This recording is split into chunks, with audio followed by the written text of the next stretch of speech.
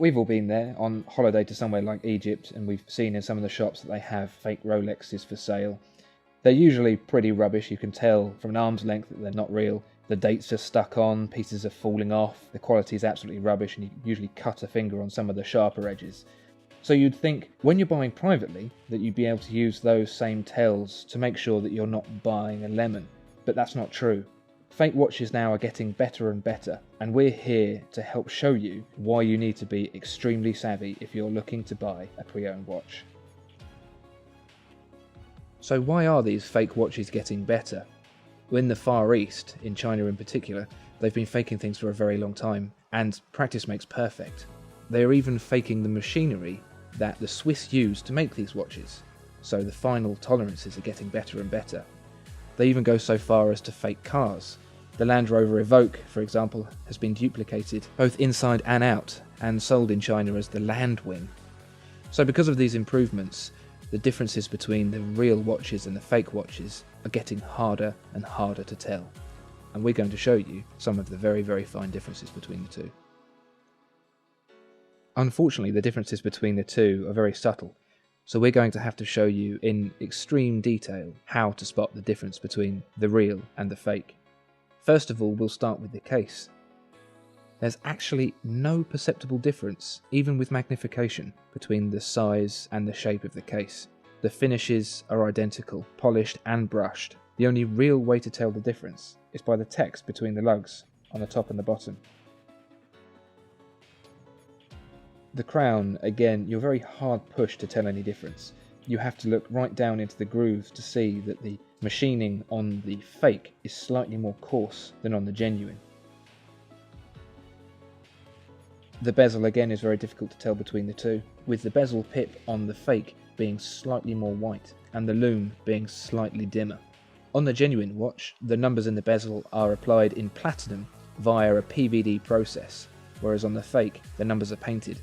And under high magnification you can see that the paint is shiny and uneven, whereas the PVD on the genuine is completely flat. It's the same story for the crystal.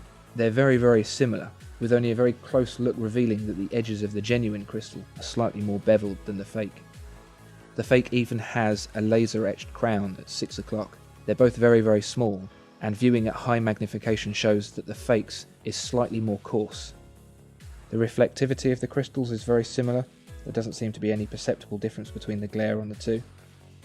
But one of the larger differences is the magnifying window, which is coarser on the fake and has a more blue anti-reflective coating, which doesn't do as good a job at cutting out the glare. The retort, that's the inner edge of the case around the outside of the dial, is more angled on the fake, and the engraving isn't as well defined. On the dial itself, the markers are ever so slightly more rounded on the edge on the genuine watch. The font spacing is different between the two, with the M in 300 meters being spaced out further on the genuine. Although the print quality is almost identical between the two, the thickness of the print on the fake is thinner than the genuine, and so the paint itself appears slightly more grey than the genuine. Between the two, the lume is worse on the fake, but only marginally. If you have a closer look at the hands, you'll see that the edges on the fake are more coarse than on the genuine, with the lume being worse on the fake. Now the date wheel, that's the biggest tell between these two watches, and the thing that's given it away. The numbers aren't as centered on the fake, and the print isn't as good quality. Being magnified with the magnifying window, it's easier to see the differences. But even so, the differences are still very slight. If we turn the watches over, even the case backs have the same engraving on the inside.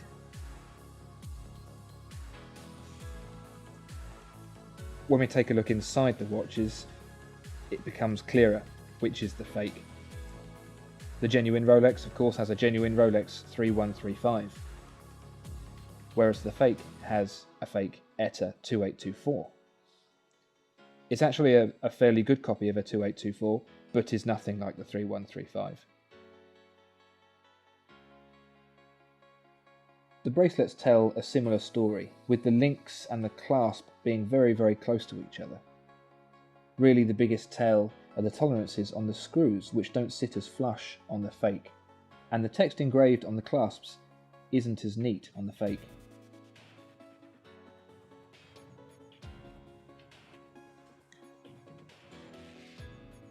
To show just how close these two watches are, we'll put them on a scale. There's a genuine one, that's 80 grams, and the fake, 76 grams. 4 grams difference between the two.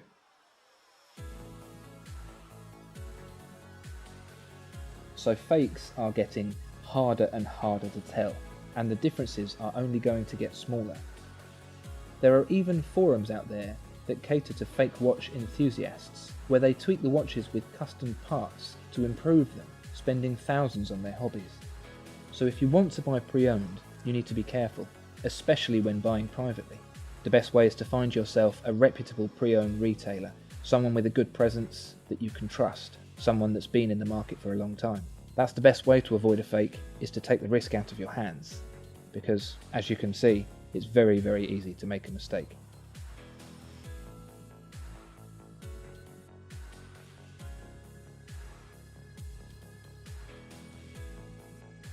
If you enjoyed this video, then please like and subscribe.